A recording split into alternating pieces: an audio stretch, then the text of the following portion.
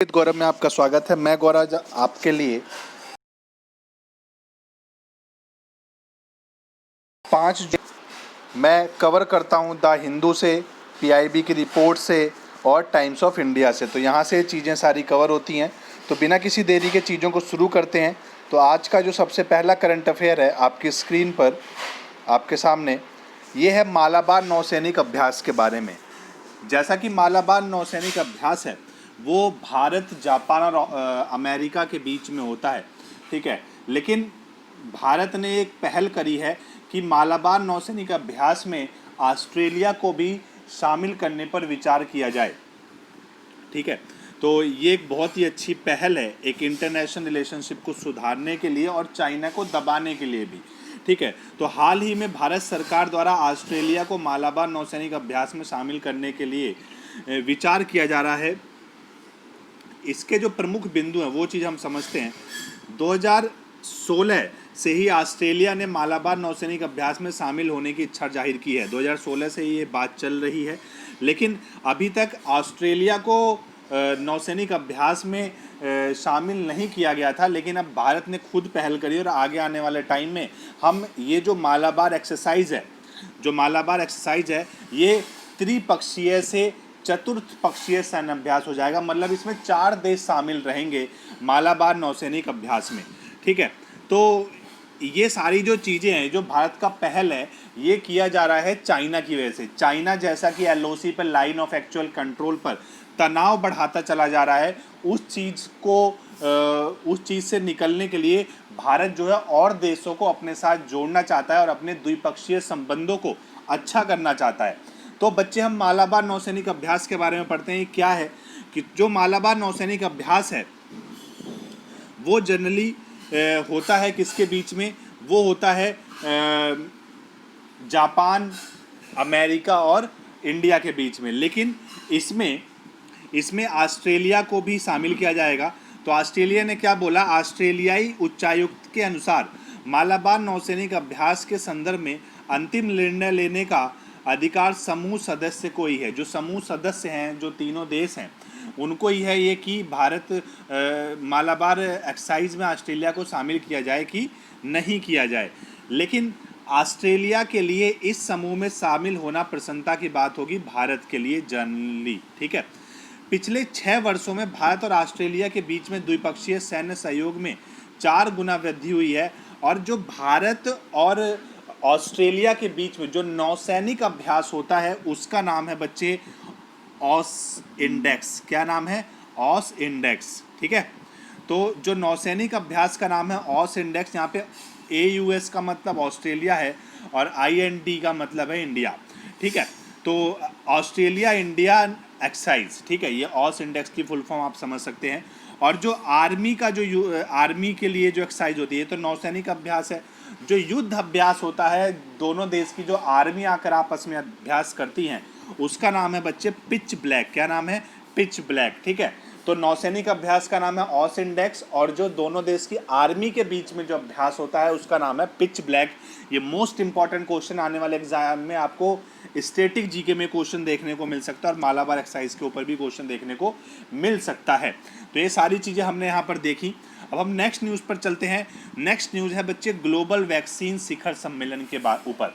तो जो global vaccine शिखर सम्मेलन है, ये अभी हाल ही में आयोजित किया गया, ब्रिटेन द्वारा आयोजित किया गया। और सारे जो इसमें जो सदस्य देश हैं वो वीडियो कॉन्फ्रेंसिंग के द्वारा एक दूसरे से जुड़े, ठीक है। तो जो ग्लोबल वैक्सीन समिट है, इसको संबोधित करते हुए जो भारत के प्रधानमंत्री नरेंद्र मोदी है, इन्होंने कोविड-19 महामारी को चुनौतीपूर्ण समय में भारत दुनिया के साथ एक एकजुट होकर खड़ा है। ये सारी बातें उन्होंने बताई कि भारत जो है इस महामारी के समय में दुनिया के साथ खड़ा है, दुनिया से अलग खड़ा नहीं है, ठीक है। और यहाँ पर जो इसकी अध्यक्षता करी है वो ब्रिटेन के द्वारा इसकी अध्यक्षता की गई है इस साल, ये याद रखना आपको, ठीक है। तो जो ग्लोबल वैक्सीन शिखर सम्मेलन है, इसके बारे में मेन चीज़ों को समझते हैं। आभासी सम्मेलन में 50 से अधिक देशों के शीर्ष व्यापारी, संयुक्त राष्ट्र एजेंसियों, नागरिक समाज, सरकारी मंत्रियां और राष्ट्राध्यक्षों और नेताओं ने भाग लिया। ये सारे जो अलग अलग देश के जितने भी संस्थाएं हैं, NGOs हैं, सरकारी संस्थाएं हैं और जो उनके राष्ट्र अध्यक्ष हैं उन लोगों ने भाग लिया, ठीक है। लेकिन इसमें जो सबसे इम्पॉर्टेंट बात है वो आपको समझनी है, भारत ने अंतर्राष्ट्रीय वैक्सीन गठबंधन, international vaccine alliance, global alliance for vaccine and immunization को 15 मिलियन अमेरिकन डॉलर देने की प्रतिबद्धता जारी करी है, ठीक है। तो जो इंटरनेशनल वैक्सीन अलायंस है या फिर जो global alliance for vaccine and immunization है, इन दोनों एजेंसियों को 15 मिलियन अमेरिकी डॉलर भारत इनको प्रोवाइड कराएगा आने वाले समय में, ठीक है। ये जो एजेंसियां हैं ये जनरली पूरे वर्ल्ड में इम्यूनाइजेशन को बढ़ावा देती हैं, और चूंकि पिछले दशकों से 1990 के आसपास से जो इम्यूनाइजेशन का प्रोग्राम है वो धीरे धीरे भारत में बढ़ रहा है। जनरली सन 2000 से भारत में इम्यूनाइजेशन का प्रोग्राम बढ़ा है, वैक्सीनेशन का प्रोग्राम बढ़ा है, ठीक है। और भारत जो है वो कई बीमारियों में टीका है, इन टीकाकरण में जो भारत की सहायता करती हैं वो यही दोनों एजेंसियां करती हैं। इसीलिए भारत जो है समय समय पे इन दोनों एजेंसियों को फंड प्रोवाइड कराता है, ठीक है। तो आगे इन दोनों एजेंसियों के बारे में और ज़्यादा चर्चा करते हैं हम। तो ग्लोबल वैक्सीन शिखर सम्मेलन, आपको समझ में आया कि ये एक सम्मेलन है जिसमें 50 से अधिक देशों ने भाग लिया और ब्रिटेन द्वारा ये आयोजित किया गया सम्मेलन था। ये एक सिंपल सी बात थी, ठीक है। अब हम पढ़ते हैं बच्चे global alliance for vaccine and immunization के बारे में। ये जो अलायंस है, ये जो ग्लोबल अलायंस है वैक्सीन और इम्यूनाइजेशन के ऊपर, ठीक है, इसकी स्थापना सबसे पहले किया गया bill and Melinda Gates foundation के द्वारा, bill and Melinda Gates foundation के द्वारा, और उनके जो संस्थापक सहयोगियों के द्वारा इसकी स्थापना की गई, ठीक है। 2000 में इसकी स्थापना की गई, ठीक है, सन 2000 में। और ये जो है GAVI, ये जो GAVI है global alliance for vaccine and immunization, ठीक है, ये वर्तमान में दुनिया के लगभग आधे बच्चों को टीकाकरण की सुविधा उपलब्ध कराता है। मोस्ट इम्पॉर्टेंट क्वेश्चन है कि कौन सा जो संस्था है वो दुनिया के आधे बच्चों को जो टीकाकरण की सुविधा उपलब्ध कराता है, वो है बच्चे GAVI। शॉर्ट में याद रखो, याद रहेगा आपको, ठीक है। तो जो GAVI है, ये इसका जो वैक्सीन कार्यक्रम है, इसकी मदद से ये वाणिज्य जो जोखिम है, ठीक है, वाणिज्य जोखिमों को दूर करता है और लाभ भी उसमें इंक्रीज करता है। तो ये कई सारी जो कंपनियां वैक्सीन बनाती हैं उनके साथ एक पैचअप करके चीज़ों को आगे बढ़ाता है और सस्ते दामों पर वैक्सीन प्रोवाइड कराता है जनरली जो डेवलपिंग कंट्री हैं उनको। जैसे कि मैं आपके सामने एग्जांपल रखता हूं कि जो GAVI है, GAVI के प्रयासों के कारण विश्व स्वास्थ्य संगठन WHO द्वारा अनुवांशित 11 वैक्सीन की जो लागत है वो सिर्फ $28 आती है, जबकि अमेरिका में इन्हीं 11 वैक्सीन की जो लागत है वो $1100 आती है, ठीक है। तो ये इतना फ़र्क है, ठीक है। आप देख रहे हैं कहाँ पर एक $28 की राशि है 11 वैक्सीन को बनाने में, और अमेरिका उन्हीं वैक्सीन को बनाने में कितनी राशि खर्च करता है, $1100 खर्च करता है।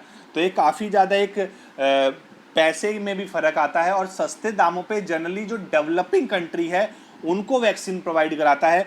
तो मैं बार बार दे रहा हूँ इस पे जोर, क्योंकि ये जो टॉपिक है ये काफ़ी इंपॉर्टेंट रहने वाला है UPSC प्रीलिम्स के लिए, UPSC EPFO के लिए, इवन SSC के लिए भी ये काफ़ी इंपॉर्टेंट टॉपिक करंट अफेयर का रहने वाला है, ठीक है। तो चलते हैं अगले सेक्शन पर, अगले करंट अफेयर पर, ठीक है। अच्छा, अगले करंट अफेयर से चलने से पहले मैं भारत का कुछ वैक्सीन कार्यक्रम आपको समझाता हूँ। और इस कार्यक्रम को जो मैंने आपको समझाया है ये एक साइंस से रिलेटेड एक क्वेश्चन बन सकता है और बनता है एक्चुअली। कई सारे एग्जाम में यहाँ से क्वेश्चन पूछे जाते हैं साइंस से भी लेकर, ठीक है। तो शुरू करते हैं। भारत का जो वैक्सीन कार्यक्रम है बच्चे, वो किन किन बीमारियों में भारत वैक्सीन प्रोवाइड कराता है और उन वैक्सीन का क्या क्या नाम है, वो सारी मैं चर्चा आपके सामने यहाँ पर करने जा रहा हूँ।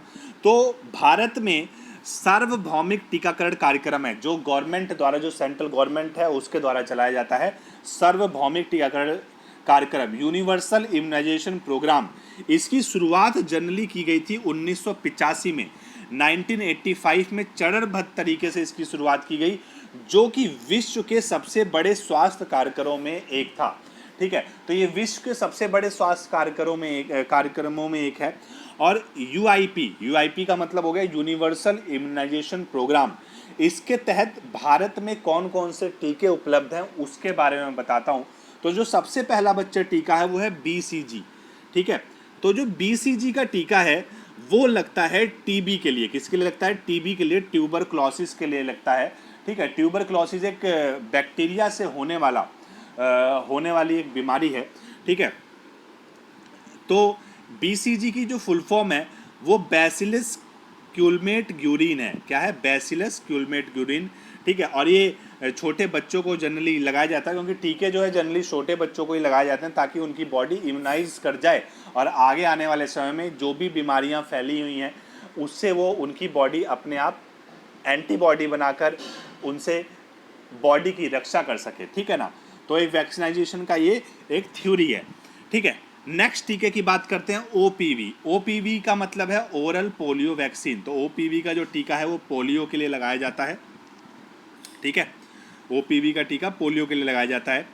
नेक्स्ट चलते हैं बच्चे हेपेटाइटिस बी। तो हेपेटाइटिस बी का भी टीका लगता है। हेपेटाइटिस बी का मतलब पीलिया से है ना। तो जो सबसे ज़्यादा जो पीलिया रोग है वो हेपेटाइटिस बी होता है, ठीक है। हेपेटाइटिस बी तो पीलिया होता है, इसे जॉन्डिस भी कहते हैं। इसके बाद एक वैक्सीन है बच्चे पेंटावैलेंट वैक्सीन। ये पेंटावैलेंट का मतलब है यहाँ पर 5 बीमारियों से, ठीक है। पेंटावैलेंट वैक्सीन का मतलब यहाँ 5 रोगों से है, ठीक है। कौन कौन से रोग हैं देखते हैं। डिप्थेरिया है, टेटनस है, पर्टूसिस काली खांसी है, इन्फ्लुएंजा है, ठीक है, और हेपेटाइटिस बी है। इन्फ्लुएंजा टाइप बी का जो इन्फ्लुएंजा होता है। तो ये सारी जो वैक्सीन है इनको मिलाकर एक पेंटावैलेंट वैक्सीन कहा जाता है। मोस्ट इंपॉर्टेंट क्वेश्चन है साइंस के लिए भी, हेल्थ एंड डिसीज से हर एग्जाम में एक क्वेश्चन होता है। चाहे आप एक छोटे लेवल से लेके UPSC लेवल के एग्जाम में बैठे हैं, वहाँ पे एक क्वेश्चन हेल्थ एंड डिसीज का जरूर देखने को मिलेगा, इसलिए इस पर मैं जोर दे रहा हूँ। तो पेंटावैलेंट वैक्सीन के अंदर कौन कौन सी बीमारियाँ आती हैं? Diphtheria, pertussis, tetanus, short form है DPT, ठीक है, इन्फ्लुएंजा और हेपेटाइटिस। ये जो 5 बीमारियां हैं इनके लिए एक टीका लगता है पेंटावैलेंट वैक्सीन, ठीक है। नेक्स्ट चलते हैं भाई rota virus vaccine. Rota virus vaccine जो है वो डायरिया के खिलाफ बच्चों को सुरक्षा प्रदान करता है। डायरिया के लिए बच्चों को लगाया जाता है rota virus vaccine. Next vaccine चलते हैं PCV। PCV का मतलब है निमोनियल कंजुगेट वैक्सीन, ठीक है। तो PCV जो है वो निमोनिया के लिए लगाया जाता है, बच्चों के लिए, बच्चों को निमोनिया के लगाया जाता है। और ये जो एक बैक्टीरिया से होने वाला रोग है निमोनिया, जो कि स्ट्रेप्टोकोकस निमोनी एक बैक्टीरिया है, इसकी वजह से बच्चों को निमोनिया होता है, ठीक है। और जनरली क्वेश्चन भी पूछ लेते हैं कि निमोनिया जो है वो किस अंग को प्रभावित करता है। तो एक रेस्पिरेटरी डिसीज है निमोनिया, ठीक है। नेक्स्ट टीके पे चलते हैं। नेक्स्ट टीका है IPV। IPV एक है पोलियो वैक्सीन है, ठीक है, इनएक्टिवेटेड पोलियो वैक्सीन। और पोलियो के टीके की खोज सबसे पहले की थी साल्क ने। किसने की थी भाई? साल्क ने, ठीक है। सॉरी, पोलियो ड्रॉप्स की खोज की थी साल्क ने। पोलियो के टीके की खोज की थी अल्बर्ट सेबिन। पोलियो के टीके की खोज की थी अल्बर्ट सेबिन ने, अल्बर्ट सेबिन, ठीक है। और जो पोलियो ड्रॉप्स जो 2 बूंद जिंदगी प्रोग्राम चलाया गया था भारत सरकार के द्वारा, इसकी खोज की थी साल्क ने। तो ये याद रखना है आपको। इसके बाद आते हैं बच्चे मीजल्स। मीजल्स जो है, मीजल्स भी एक बीमारी है, ठीक है। तो इसके लिए भी बच्चों को टीके लगाए जाते हैं। और कुछ राज्यों में मीजल्स और रुबेला संक्रमण के बचाव के लिए संयुक्त वैक्सीन दी जाती है। मतलब दोनों के, रुबेला और जो मीजल्स है, दोनों के लिए एक ही टीका लगाया जाता है कुछ राज्यों में। इसके बाद चलते हैं जापानी इंसेफेलाइटिस। तो जापानी इंसेफेलाइटिस या इसे एंसेफेलाइटिस भी नॉर्मली कहा जाता है।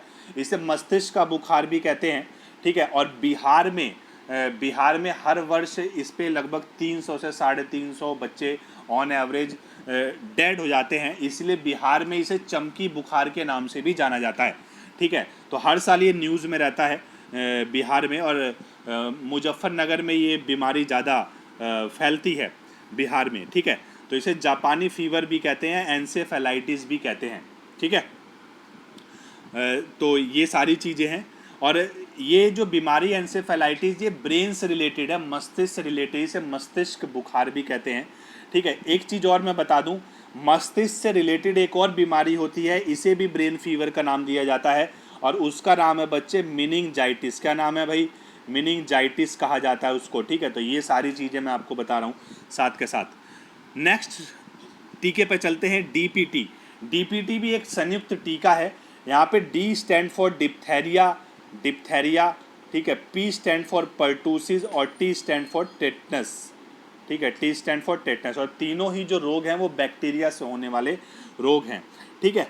तो ये सारी चीज़ें हैं। इसके बाद है भाई टेटनस का एक अलग भी वैक्सीन लगता है, ठीक है, जिसे हम बोलते हैं टेटनस टॉक्सॉइड, ठीक है। तो ये भी एक टेटनस का एक वैक्सीन लगता है अलग से, जैसा कि हमें अगर लोहे से या कहीं हमें चोट लग जाती है जनरली, ठीक, तो टेटनस का एक अलग से भी टीका लगाया जाता है। लेकिन जब बच्चे छोटे होते हैं, जो नवजात शिशु होता है, उनको टेटनस का अकेला नहीं, एक डीपीटी की वैक्सीन लगाई जाती है, ठीक है, जिसमें तीनों वैक्सीन सम्मिलित होती हैं। चलते हैं और भी चीज़ों को जानने में। जो भारत सरकार द्वारा स्वास्थ्य एवं परिवार कल्याण मंत्रालय ने दिसंबर 2014 में, ठीक है, जब मोदी जी की सरकार बनी 2014 में, तो मोदी जी की सरकार ने दिसंबर 2014 में एक मिशन की शुरुआत की, उसे बोला गया मिशन इंद्रधनुष, ठीक है। मोस्ट इम्पॉर्टेंट मिशन है, अक्सर एग्जाम में पूछा जाता है, और ये यूपीएससी का एक हॉट पोटैटो क्वेश्चन है, मिशन इंद्रधनुष।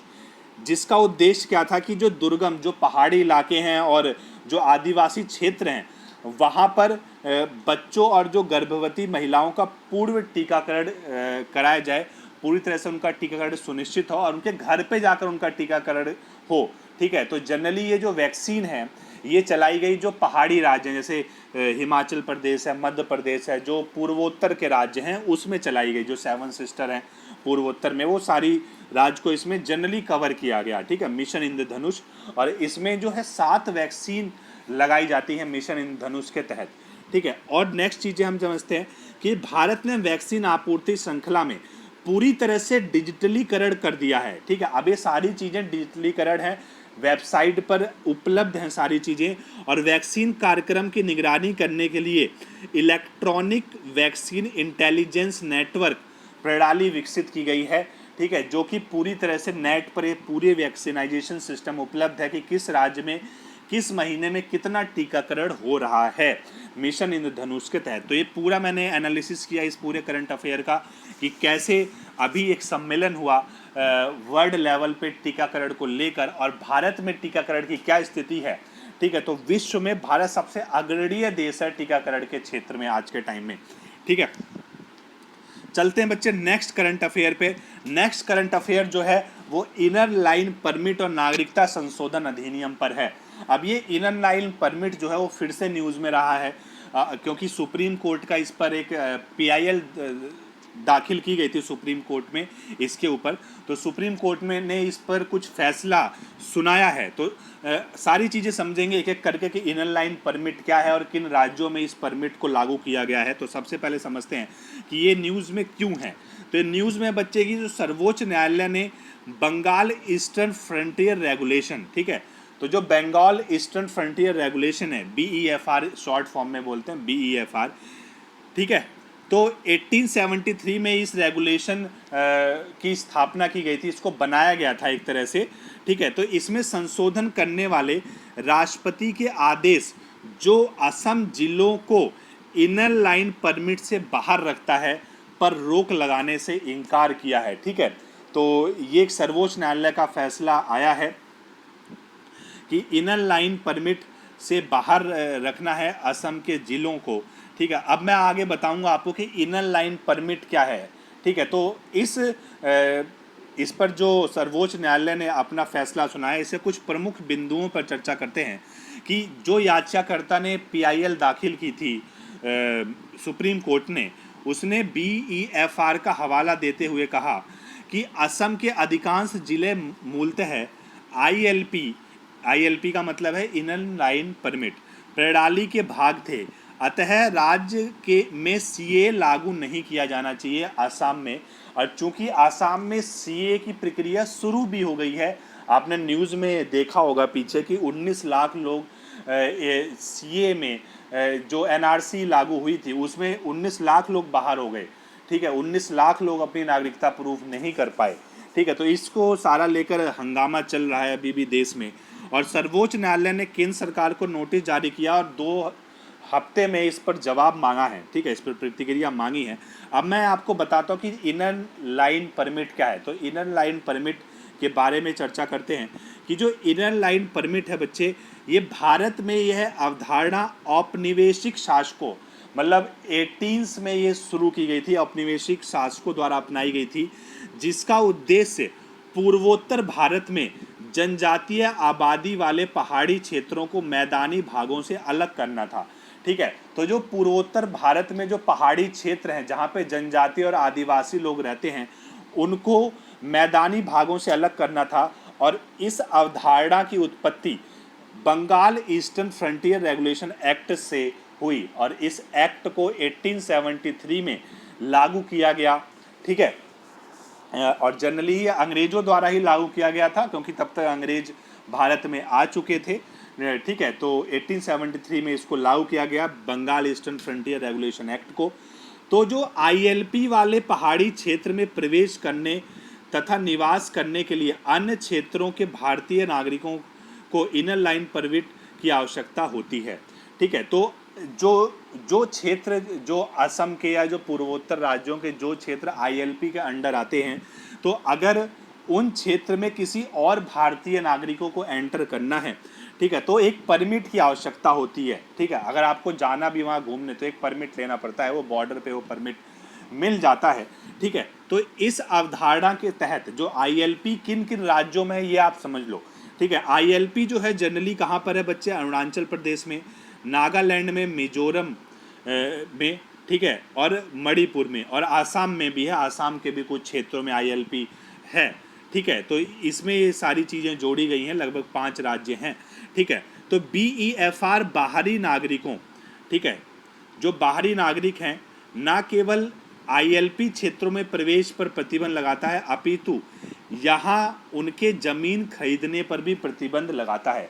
बाहरी नागरिक का मतलब क्या हुआ कि जैसे अगर हम यहाँ पर CAA लागू कर देंगे, ठीक है, CAA के तहत क्या है कि भाई जो बंगाल में, पाकिस्तान में और अफ़गानिस्तान में रहने वाले मुसलमानों को छोड़कर जितनी भी कास्ट हैं, वो अगर इंडिया की नागरिकता लेना चाहते हैं तो आ सकते हैं, ठीक है। और वो यहाँ पर भी आ सकते हैं, क्योंकि चूंकि बांग्लादेश के पास ये सारे राज्य हैं, तो बांग्लादेश से जो रिफ्यूजीज आएंगे वो इन्हीं राज्यों में आकर स्टे करेंगे, ठीक है, क्योंकि उनकी जो परंपराएं हैं कुछ उनसे मिलते जुलते हैं, तो वहीं पर वो प्रेफर करेंगे, ठीक है। और जो ILP जो पहले से लागू हुआ वो ये कहता है कि इन राज्यों में जो और कंट्री के अगर कोई आके भारत की नागरिकता लेता है तो वो इसमें रह नहीं सकता और यहाँ पे ज़मीन नहीं खरीद सकता है, ठीक है। तो ये एक याचिकाकर्ता ने अपनी बात रखी है सुप्रीम कोर्ट के आगे, और देखते हैं कि क्या फैसला आता है। तो मैंने आपको सारा समझाया कि ILP क्या है, कौन कौन से राज्य इसके तहत हैं, ठीक है। तो ये सारी बातें हम सीखी। कुछ चीज़ें और यहाँ पर देखते हैं नेक्स्ट न्यूज़ में, कि एक न्यूज़ आई है बच्चे, the urban learning internship program, ठीक है। तो जो the urban learning internship program है, इसको शॉर्ट फॉर्म में कहेंगे ट्यूलिप। क्या कहेंगे इसे? कहेंगे बच्चे ट्यूलिप। तो ट्यूलिप को लॉन्च किया गया है केंद्र सरकार के द्वारा। अब ये प्रोग्राम क्या है?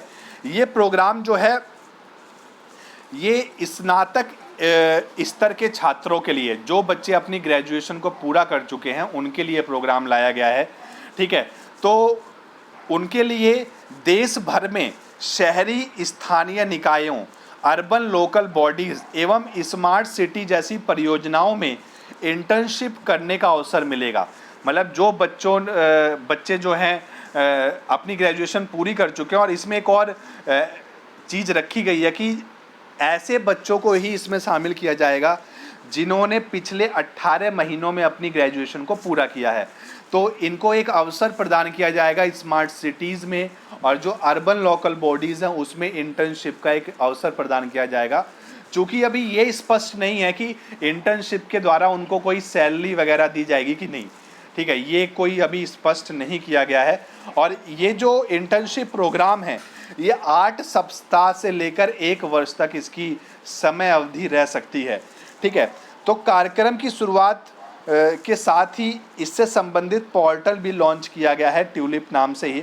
और ट्यूलिप कार्यक्रम 4400 शहरी स्थानीय निकायों और स्मार्ट शहरों के माध्यम से भारत में इंटर्नशिप करने का एक बड़ा अवसर प्रदान करेगा। तो इसमें जो बाहरी देश के स्टूडेंट हैं उनको अगर वो भी चाहते हैं इसमें इंटर्नशिप करना तो वो भी आकर यहाँ पर इंटर्नशिप कर सकते हैं। ठीक है, तो ये सारी चीज़ें हैं ट्यूलिप प्रोग्राम के अंतर्गत। ठीक है, नेक्स्ट न्यूज़ पर बच्चे चलते हैं। नेक्स्ट न्यूज़ है लॉकडाउन के दौरान अवैध शिकार में वृद्धि। तो लॉकडाउन के चलते जो अवैध शिकार है उसमें वृद्धि हुई है। आई है world wide fund for nature India. ठीक है, तो world wide fund for nature India की एक रिपोर्ट है कि कोविड-19 के प्रसार को रोकने हेतु देश भर में लगाए गए लॉकडाउन के दौरान वन्य जीवों के शिकार में वृद्धि हुई है। तो ये एक न्यूज़ आई है। तो गौरतलब है कि world wide for nature India के ट्रैफिक प्रभाव द्वारा एक world wide fund for nature India का एक प्रोग्राम है, ट्रैफिक नाम से एक प्रोग्राम है। इसके द्वारा यह अध्ययन किया गया है कि ट्रैफिक एक वन्य जीवन तस्करी निगरानी नेटवर्क है जो world wide fund nature India के कार्यक्रम प्रभाग के रूप में कार्य करता है। एक इसकी सब्सिडरी है ट्रैफिक नाम की, जो कि वन्य जीव के जो है उस पर निगरानी रखता है और इसके साथ मिलकर ये काम करता है। तो ये सारी चीज़ें हैं। तो ये एक देखा गया कि इस पर एक वृद्धि हुई है वन्य जीव के शोषण पर। तो हमें इसमें जो इस न्यूज़ में याद रखना है, ट्रैफिक के ऊपर याद रखना है कि ट्रैफिक क्या है। ये क्वेश्चन आ सकता है एग्जाम में कि ट्रैफिक क्या है। ट्रैफिक एक world wide fund for nature India का एक प्रभाग है, एक सब्सिडरी अलायंस है। तो ये याद रखना आपको। ठीक है, तो बच्चे जो वर्ल्ड अधिनियम वन्य जीव अधिनियम है, the world life protection act 1972। ठीक है, तो ये अधिनियम क्या है, इस अधिनियम को भी मैं यहाँ पे समझा देता हूँ। तो वर्ष 1972 में स्टॉकहोम कॉन्फ्रेंस के उद्देश्यों की पूर्ति के लिए सरकार ने देश के वन्य जीव के प्रभावी ढंग की रक्षा हेतु तस्करी, अवैध शिकार और वन्य जीव और इन सब के अवैध व्यापार को नियंत्रित करने के लिए एक वन्य जीव संरक्षण अधिनियम 1972 को लॉन्च किया। ठीक है, तो ये संरक्षण अधिनियम है जो कि वन्य जीवों की रक्षा करता है, ये सारी चीज़ें। लेकिन जो जनवरी 2003 में इस अधिनियम को संशोधित किया गया और इसका नाम भारतीय वन्य जीव संरक्षण अधिनियम रखा गया। ठीक है, और इसके अंतर्गत दंड एवं जुर्माने के प्रावधान को कठोर कर दिया गया। ठीक है, यह अधिनियम जो है वो जंगली जानवर, पक्षियों और पौधों को और अधिक सुरक्षा प्रदान करता है और यह अधिनियम भारत में लागू होता है। इस कानून में राज्य वन्य जीवन सलाहकार बोर्ड, जंगली पशुओं और पक्षियों के शिकार पर नियंत्रण, वन्य जीवन के समृद्ध अभयारण्य एवं राष्ट्रीय उद्यानों की स्थापना, जंगली पशुओं के व्यापार पर नियंत्रण और पशु उत्पादों तथा कानून एवं कानून उल्लंघन पर कानूनी सजा, ये सारी बातें इसमें की गई हैं। तो मेन रूप से क्या है कि 1972 में ये बना था वाइल्ड लाइफ प्रोटेक्शन एक्ट, जो कि 2003 में इसका नाम चेंज कर दिया गया, भारतीय वन्यजीव संरक्षण अधिनियम रख दिया गया और इसका नाम रखा गया 2002। ठीक है, तो ये रखा गया और फिर ये सारा इसमें जो इसमें एक्ट वगैरह थे इसको और कठोर किया गया, सज़ा और बढ़ाई गई, जुर्माना बढ़ाया गया, ये सारी चीज़ें इसमें इंक्लूड की गई हैं। ठीक है बच्चे, अब हम चलते हैं world wide fund for nature India, इसके ऊपर हम बात करते हैं क्योंकि ये न्यूज़ है तो ये सारी चीज़ें आपस में कनेक्टेड हैं। तो ये मैं सारी चीज़ें एक साथ ही कराता हूँ आपको, ताकि आपका साथ के साथ स्टैटिक जीके का भी सेक्शन कवर होता रहे। ठीक है, तो world wide fund for nature India की जो स्थापना है बच्चे, वो 27 नवंबर 1969 को एक चैरिटेबल ट्रस्ट के रूप में हुई। ठीक है, इसका उद्देश्य पृथ्वी के प्राकृतिक पर्यावरण में ह्रास को रोकना और प्रकृति के साथ मानव जीवन को सौहार्दपूर्ण बनाना है। ठीक है, तो उसको जोड़कर सारी चीज़ें आगे बढ़ानी है। ठीक है, तो 1987 में world wide fund for nature India की संरचना में एक नया रूप दिया गया और world wide fund for nature India एक रचनात्मक एवं विज्ञान आधारित संगठन है। ये सारी चीज़ें आपको जाननी है। तो मेन रूप से क्या जानना है कि जो ये world wide fund for nature India है, ये इसकी स्थापना हुई 27 नवंबर 1969 को एक चैरिटेबल ट्रस्ट के रूप में इसकी स्थापना की गई। ठीक है, अब हम नेक्स्ट न्यूज़ पर चलते हैं बच्चे। भारत में प्राकृतिक आपदा के वजह से विस्थापन जो हो रहा है, ठीक, तो भारत में प्राकृतिक आपदा के तहत जो विस्थापन हो रहा है ये देखते हैं। तो centre for science and environment CSE ने, ठीक है, तो CSE ने एक रिपोर्ट जारी करी है कि वर्ष 2019 में भारत में मौसमी संबंधी आपदाओं के कारण 50 लाख लोग विस्थापित हुए हैं, जो कि विश्व में सबसे ज़्यादा है। ठीक है, तो ये रिपोर्ट आई है और ये रिपोर्ट 2019 की है। ठीक है, 2019 की है, 2020 की रिपोर्ट नहीं है। ठीक है, क्योंकि 2020 की जो रिपोर्ट है तो बहुत ही ज़्यादा चौंकाने वाली है कि 50 से 55 करोड़, ना कि लाख, 50 से 55 करोड़ लोग विस्थापित हुए हैं कोविड-19 के चलते। ठीक है, तो ये रिपोर्ट 2019 की है कि प्राकृतिक आपदाओं के कारण कितना विस्थापन हुआ है। CSE ने रिपोर्ट निकाली है कि 50 लाख लोग विस्थापित 2019 में हुए थे, जो कि विश्व में सबसे अधिक है। और उल्लेखनीय है कि वर्ष 2019 में दुनिया भर में प्राकृतिक आपदाओं के कारण होने वाली कुल आंतरिक विस्थापनाओं में भारत का 5वां स्थान रहा। ठीक है, तो भारत का 5वां स्थान रहा। और इन प्राकृतिक आपदाओं में बाढ़, चक्रवात, सूखा इत्यादि ये सब शामिल हैं। वर्ष 2019 में 19 प्रमुख चरम मौसमी घटनाओं के कारण 1357 लोगों की मृत्यु हो गई भारत के अंदर। और रिपोर्ट के अनुसार दक्षिण पश्चिम मानसून के कारण आई बाढ़ में 26 लाख लोग विस्थापित हुए थे, जबकि सिर्फ चक्रवात फानी आया था पिछले साल, उसके वजह से 18 लाख लोग विस्थापित हुए 2019 में। और 19 राज्यों में सूखे की स्थिति में उत्पन्न समस्याओं के कारण 63,000 लोग विस्थापित हुए 19 राज्यों के अंदर। ठीक है, अब हम बात करते हैं जो CSE ने रिपोर्ट जारी करी है, CSE के बारे में थोड़ी चर्चा करते हैं। तो जो CSE है एक NGO है जो कि भारत में पर्यावरण विकास के मुद्दों पर थिंक टैंक के रूप में कार्य करती है और इसकी स्थापना 1980 में की गई थी। ठीक है, इस संस्थान ने वायु और जल प्रदूषण, अपशिष्ट जल प्रबंधन, औद्योगिक प्रदूषण, खाद्य सुरक्षा और ऊर्जा संबंधी पर्यावरण मुद्दों पर जागरूकता एवं शिक्षा का प्रसार करने की दिशा में महत्वपूर्ण कार्य किया है। ये सारी चीज़ों में इन्होंने कार्य किया है। और 2018 में CSE को इंदिरा गांधी पुरस्कार से भी सम्मानित किया गया था। तो ये सारी बातें भाई, तो 1980 में CSE की स्थापना हुई थी। ठीक है, चलते हैं भाई नेक्स्ट न्यूज़ पर। आर्कटिक क्षेत्र में तेल रिसाव हुआ आर्कटिक क्षेत्र में, और ये जो क्षेत्र है ये रसिया में पड़ता है। तो रूस में आर्कटिक क्षेत्र में स्थित जो अंबरनाया नदी है, अंबरनाया नदी में बड़े पैमाने पर ऑयल स्पिल की दुर्घटना देखी गई है। और इसके चलते जो राष्ट्रपति व्लादिमीर पुतिन है रशिया के, उन्होंने राष्ट्रीय आपातकाल की घोषणा कर दी गई है तेल रिसाव की वजह से। ठीक है, अब इसके प्रमुख बिंदु क्या हैं? जो अंबरनाया नदी है जिसमें तेल रिसाव हुआ है, पर्यावरण दृष्टि से संवेदनशील क्षेत्र में बहने वाली एक नदी है जिसमें 20,000 टन डीजल फैलने के बाद नदी की सतह गहरी लाल रंग की हो गई है। ठीक है, तो 20,000 टन तेल जो है वो उसमें से निकल गया है, डीजल निकल गया है। ठीक है, नोरिलिस्क नगर, ठीक है, तो इसके जो पास में एक नगर है नोरिलिस्क, जो आर्कटिक सर्कल के ऊपर स्थित है, के पास स्थित एक बिजली संयंत्र में ईंधन टैंक के गिर जाने के कारण ये घटना हुई। ठीक है, तो नोरिलिस्क नगर में ये घटना हुई। ठीक है, एक बिजली संयंत्र में ये एक ईंधन टैंक जो था वो गिर गया, तो ईंधन टैंक काफ़ी बड़ा था। ठीक है, तो यह दुर्घटना आधुनिक रूसी इतिहास में दूसरी सबसे बड़ी तेल रिसाव की दुर्घटना है। इससे पहले 1994 में कच्चे तेल का रिसाव हुआ था रूस के अंदर। ठीक है, तो तेल रिसाव का कारण क्या है? अब इसका साइंटिफिक कारण देखते हैं। तो जो बच्चे नोरिलिस्क में जो वहाँ का ताप विद्युत ग्रह है, ठीक है, वो जनरली परमोफ्रॉस्ट पर बनाया गया है। परमोफ्रॉस्ट एक सतह होती है, आगे मैं इस पर चर्चा करूँगा। तो परमोफ्रॉस्ट पर ये ताप विद्युत ग्रह बनाया गया और उसी के अंदर एक टैंक था जिसमें तेल भरा हुआ था, बहुत बड़ा टैंक था।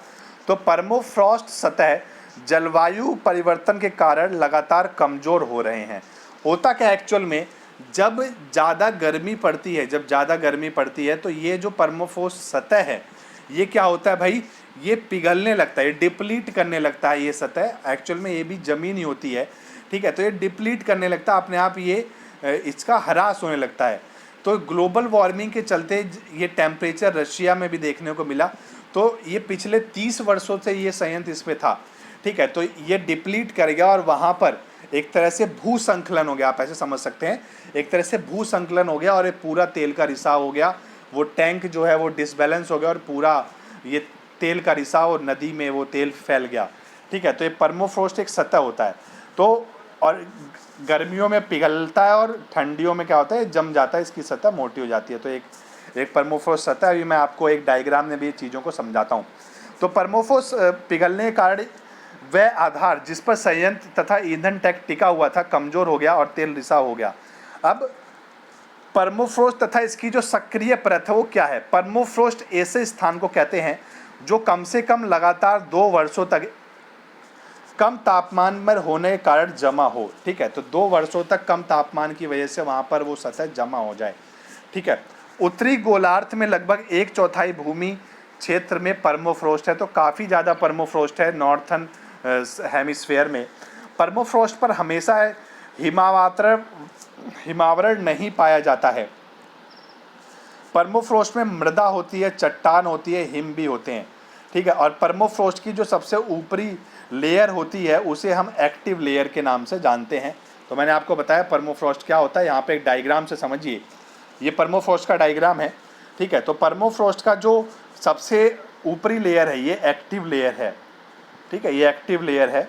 तो एक्टिव लेयर ही डिप्लीट होती है और ये ऊपर जो है वेजिटेशन होता है, ठीक है। तो देख रहे हैं ना कि जो एटमॉस्फेरिक CO2 है और मीथेन है, ये बढ़ने की वजह से ऑर्गेनिक मैटर जो हो रहा है वो इसके अंदर से क्या हो रहा है, डिप्लीट हो रहा है, ठीक है ना।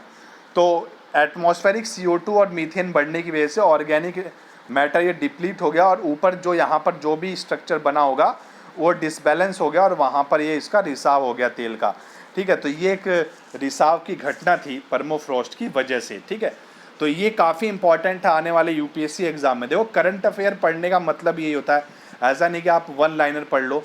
आप देख रहे हैं इसी तरीके से आपको करंट अफेयर का एनालिसिस करना है, ठीक है। जब तक आप फुल एनालिसिस नहीं करेंगे तो चीज़ें आपको समझ में नहीं आएंगी और आप चीज़ों को लिंक नहीं कर पाएंगे, ठीक है। तो जो भी बच्चे आप मेरी वीडियो रेगुलर देखते हैं, 1 देखता है, 2, 7, 10 जितने भी देखते हैं, इनके प्रॉपर नोट्स बनाइए और चीज़ों को आगे लेकर चलिए, ठीक है। नेक्स्ट चलते हैं बच्चे नेक्स्ट न्यूज़ पर, बासु चटर्जी के ऊपर। ये बासु चटर्जी मशहूर फिल्मकार हैं। लगता है इस वर्ष जो है जो बॉलीवुड के लिए काफ़ी बेकार वर्ष है। काफ़ी बड़ी बड़ी हस्तियों की डेथ होती जा रही है डे बाय डे। हर महीने 1 या 2 हस्तियों की डेथ हो जाती है बॉलीवुड में, ठीक है। तो 4 जून 2020 को बासु चटर्जी का 93 वर्ष की उम्र में निधन हो गया, ठीक है। तो बासु चटर्जी जो थे वो हिंदी के साथ साथ बंगाली सिनेमा में भी काफ़ी कार्य इन्होंने किया है। और बासु चटर्जी ने अपने करियर की जो शुरुआत की थी वो 1969 में सारा आकाश के साथ बतौर निर्देशक प्रोड्यूसर के रूप में अपने करियर की शुरुआत की थी। और बासु चटर्जी ने कुछ प्रमुख फिल्में दी हैं, जैसे छोटी सी बात 1976, रजनीगंधा 1974 में, मंजिल, स्वामी, ठीक है, बातों बातों में, ये सारी फिल्में बासु चटर्जी ने दी हैं जो काफ़ी ज़्यादा फेमस रही हैं, ठीक है। इसके अलावा दूरदर्शन पे एक धारावाहिक आता था, एक प्रोग्राम आता था व्योमेश बख्शी के नाम से। तो इसमें भी बासु चटर्जी ने इसका भी प्रोडक्शन किया था, ठीक है। व्योमेश बख्शी, ये आने वाले एग्जाम में पूछा जा सकता है कि व्योमेश बख्शी का प्रोडक्शन किसने किया था, प्रोड्यूसर कौन थे, बासु चटर्जी, जिनका अभी निधन हो चुका है। नेक्स्ट न्यूज़ पे चलते हैं, सुमेरु पैक्स। अबे बच्चे सुमेरु पैक्स क्या है? तो सुमेरु पैक्स को एक उपकरण है जो कि DRDO के द्वारा बनाया गया है, ठीक है। Defence research and development organisation DRDO के द्वारा बनाया गया है, ठीक है। तो ये जो है स्वास्थ्य कर्मियों के समक्ष व्यक्तिगत सुरक्षा उपकरण जो PP है, इनके प्रयोग के दौरान इनको काफ़ी समस्याओं का सामना करना पड़ता है स्वास्थ्य कर्मियों को PP किट के इस्तेमाल के लिए। जैसा कि अगर कोई स्वास्थ्य कर्मी है वो PP किट का जब इस्तेमाल करते हैं तो वो आधे घंटे के अंदर उनको काफ़ी ज़्यादा पसीना आ जाता है, काफ़ी प्रॉब्लम्स देखने को उनको मिलती हैं। ठीक है, तो इससे निपटने के लिए DRDO ने एक उपकरण इन्वेंट किया है सुमेरु पैक्स के नाम से। इसी समस्या के समाधान के रूप में जो सुमेरु पैक्स है, इसमें वायु संचालन प्रणाली एयर सर्कुलेशन सिस्टम विकसित की गई है, जिसे व्यक्तिगत सुरक्षा उपकरण के अंदर लगभग 500 ग्राम वजन के छोटे बैग के रूप में प्रयोग किया जा सकता है। जैसे डॉक्टर ने पीपी किट पहन रखी है, उसके अंदर ये एक बैग के अंदर उसे रखा जा सकता है। 500 ग्राम का है ये, और ये जो है एक सर्कुलेट करेगा एयर, जो पीपी किट के अंदर जो एयर है, जिसकी वजह से डॉक्टर को या जितने भी स्वास्थ्य कर्मी हैं उनको गर्मी लगती है काफ़ी ज़्यादा, तो वहाँ से वो एयर सर्कुलेट करके और ठंडी हवा को अंदर लाएगा। एक तरह से एग्जॉस्ट का काम कर रहा है, आप ऐसे समझ सकते हैं इस चीज़ को। तो सुमेरु पैक्स है, ये काफ़ी इम्पॉर्टेंट है। नेक्स्ट चलते हैं बच्चे, भारतीय उद्योग परिसंघ। भारतीय उद्योग परिसंघ क्या है? Confederation of Indian industry, CII short form में कहते हैं, हिंदी में कहते हैं भारतीय उद्योग परिसंघ। ठीक है, तो भारतीय उद्योग परिसंघ के नए CEO नियुक्त किए गए हैं।